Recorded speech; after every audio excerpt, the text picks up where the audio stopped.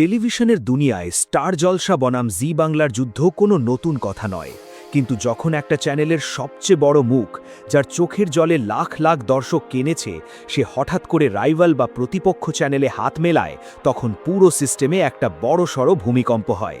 হ্যাঁ, কথা বলছি অনুরাগের ছোঁয়ার আপনাদের সবার প্রিয় দীপা অর্থাৎ স্বস্তিকা ঘোষকে নিয়ে। দীর্ঘদিন স্টার জলসায় রাজত্ব করার পর অবশেষে জি বাংলার নতুন প্রজেক্টের হাত ধরে কামব্যাক করছেন স্বস্তিকা। কিন্তু টলিটেলসের লেটেস্ট রিপোর্ট অনুযায়ী নতুন চ্যানেলে নতুন শুরু করলেও স্বস্তিকা প্রকাশ্যে স্বীকার করেছেন যে অনুরাগের ছোঁয়া এবং স্টার জলসা আজও তার হৃদয়ে একটা স্পেশাল জায়গা জুড়ে আছে। সবাই যেটা ভাবছে আসল ঘটনা কিন্তু সেটা নয়।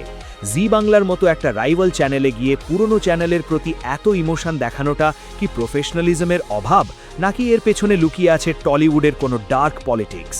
স্বস্তিকা কি বাধ্য হয়ে স্টার জলসা ছেড়েছেন?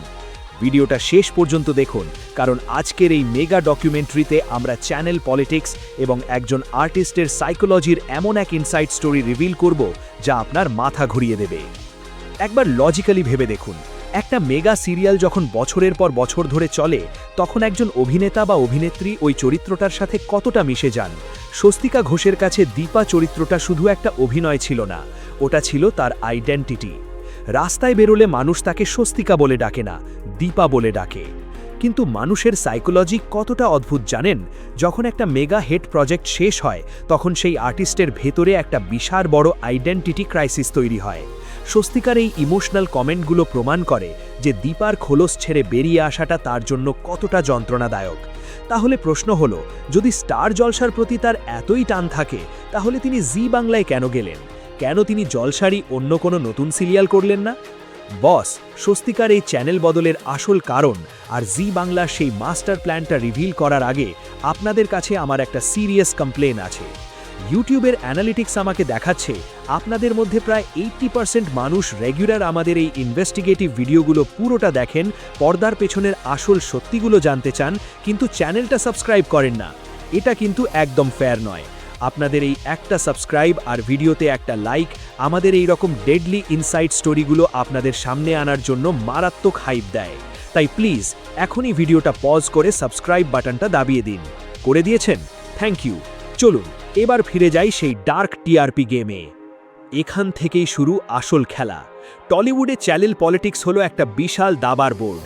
জি বাংলা খুব ভালো করেই জানে যে দীপা চরিত্রটার একটা বিশাল ফ্যান বেস আছে, আর সেই ফ্যান বেসটাকে যদি স্টার জলসা থেকে ছিনিয়ে আনতে হয়, তাহলে স্বস্তিকাকে জি বাংলায় কাস্ট করাটাই হলো সবচেয়ে বড় মাস্টার স্ট্রোক।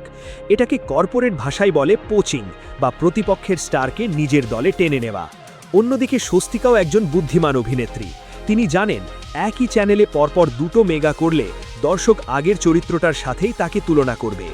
জি বাংলায় যাওয়া মানে একটা সম্পূর্ণ নতুন অডিয়েন্স, নতুন পরিবেশ এবং নিজেকে নতুন করে প্রমাণের একটা তাগিদ। কিন্তু নতুন কাজের শুরুতে পুরনো চ্যানেলের গুণগান গাওয়াটে কি জি বাংলা খুব ভালোভাবে নেবে, নাকি এটা স্বস্তিকার একটা সাইকোলজিক্যাল সেফটি নেট যাতে পুরনো ফ্যানেরা তাকে ছেড়ে না যায়? এখন স্বস্তিকার সামনে সবথেকে বড় চ্যালেঞ্জ হলো নিজের ওই দীপার ইমেজটাকে ভাঙা। দর্শক যখন তাকে জি বাংলার স্ক্রিনে দেখবে, তখন তারা যদি তার মধ্যে দীপাকেই খুঁজতে থাকে, তাহলে সেটা হবে একজন অভিনেত্রীর জন্য সবচেয়ে বড় ব্যর্থতা। তাকে প্রমাণ করতে হবে যে তিনি শুধু একটা হিট চরিত্রের ফেস নন, তিনি একজন ভার্সেটাইল অভিনেত্রী। আর তার এই সততা যে তিনি তার পুরনো জার্নিটাকে ভুলে যাননি, এটাই তাকে দর্শকদের কাছে আরও বেশি রিয়েল এবং কাছের মানুষ করে তোলে। বস, গ্ল্যামার ওয়ার্ল্ডে যেখানে সম্পর্ক আর লয়্যালটি রোজ বদলায়, সেখানে নিজের শেকড়কে মনে রাখাটা সত্যিই প্রশংসনীয়। স্টার জলসা থেকে জি বাংলায় এই ট্রানজিশন স্বস্তিকার ক্যারিয়ারে একটা নতুন ইতিহাস তৈরি করতে চলেছে। আপনাদের কি মনে হয়, জি বাংলায় স্বস্তিকার এই নতুন শুরু কি অনুরাগের ছোঁয়ার ম্যাজিককে ছাপিয়ে যেতে পারবে? আপনারা কি তাকে নতুন লুকে দেখার জন্য এক্সাইটেড? নিচে কমেন্ট করে আপনাদের লজিক্যাল মতামত অবশ্যই জানান। আমি প্রত্যেকটা কমেন্ট পড়ি। আর ভিডিওটি ইনফরমেটিভ লাগলে শেয়ার করুন। টলিউডের এই ডার্ক এবং রিয়েল স্টোরিগুলো সবার আগে লজিক্যালি বুঝতে সাবস্ক্রাইব করুন বাংলা পালস। ভালো থাকবেন আর জীবনে নতুন শুরু করতে ভয় পাবেন না।